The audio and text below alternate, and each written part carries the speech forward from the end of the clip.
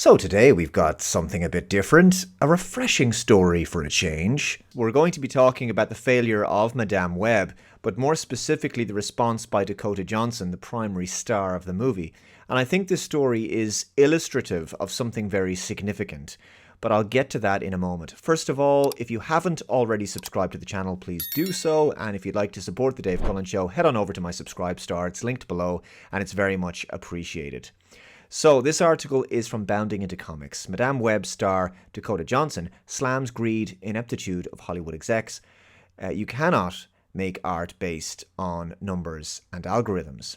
In continuing to hold nothing back regarding her disappointment with how spectacularly Marvel and Sony botched her silver screen superhero debut, Madame Web star Dakota Johnson has made it clear that it is Hollywood's own failures, not those of the audience, that are responsible for its industry's ongoing decline.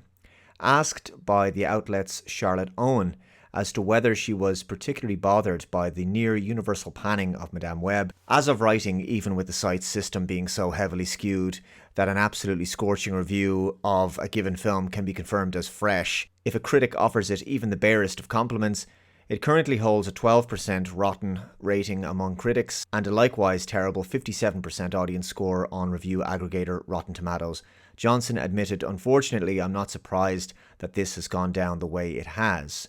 Pressed by Owen as to what led her to see the proverbial writing on the web ahead of the film's release, the actress explained, "It's so hard to get movies made, and in these big movies that get made, and it's even starting to happen with the little ones, which is what's really freaking me out. Decisions are being made by committees, and art does not do well when it's made by committee." So indeed, the film scores are very low, and the film is a massive box office failure, but I cannot remember the last time that a star of a movie currently in the cinema that's universally panned and failing financially has criticised the film. Usually, if a cast member or a director criticises a film that they've worked on and laments its failure, it's something they do long after the film has left cinemas. Even Sydney Sweeney's joke on SNL about how you definitely didn't see her in Madame Web, I think this shows us that the cast feel emboldened to be honest about how they feel about the movie. Even certain mainstream media outlets aren't defending the film with the same level of gusto that they would have done, say, a couple of years ago. And we've seen previously that films like this, they get a staunch defense and audiences are blamed as being, toxic ists and isms, all the usuals. There's a time not long ago where the mainstream access media would be tripping over themselves to defend the movie because it has an all-female cast and diversity, etc. But not really in this case, and one has to wonder what's changed. Well, I think it's cultural. There's nowhere to hide anymore. There's no excuse that can be made. Utterly mediocre, generic, paint-by-numbers Hollywood action movies are being called out, and it's because it's become easier to criticize woke. So the article continues, elaborating on her argument. Johnson continued, "Films are made by a filmmaker and a team of artists around them. You cannot make art based on numbers and algorithms. My feeling has been for a long time that audiences are extremely smart, and executives have started to believe that they're not," she added.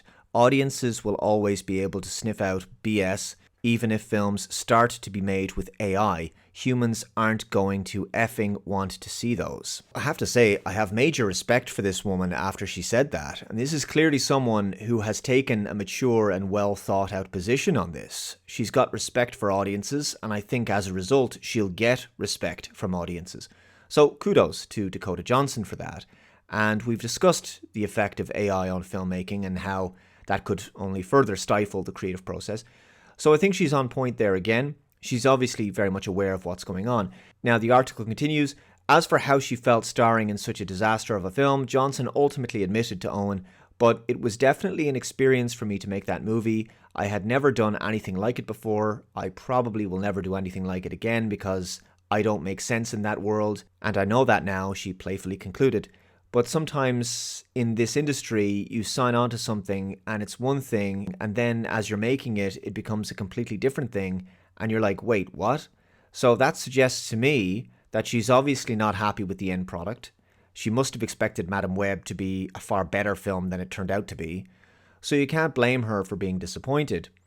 And it says, "But it was a real learning experience, and of course, it's not nice to be part of something that's ripped to shreds. but I can't say that I don't understand. So again, it's refreshing to hear an actress or actor speak so frankly and in such a reasonable way. Again, in recent years, films like this would have received much greater support from the mainstream and the filmmakers. It would have been defended as being stunning and brave for having a groundbreaking all-female cast. It's so empowering. You slay, queen, all the usual stuff. And I think the cast would largely be silent on the film's failure while it's in the cinema. But that strategy doesn't work anymore. That energy is gone now. It's been used up. It doesn't work, and audiences have seen through it, and they're fed up of it. So as a result, the film is just being judged on its quality and the story, its originality, and it's been found to be lacking in those departments. But the fact that the cast are speaking their minds in this way, while the film is still in the cinema, possibly reflects a change in the zeitgeist, which is that there's a move away from the stock standard woke narrative that's usually come to the defense of many Hollywood superhero movies, and a belief by audiences that it's ending.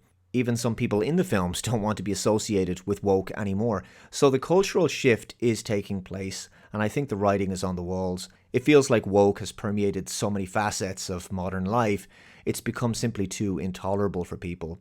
And I think at best, it has another 18 months or so ahead of it. Let me know your thoughts in the comments below. Thank you very much for watching this video. Take care. I'll see you next time. Bye-bye.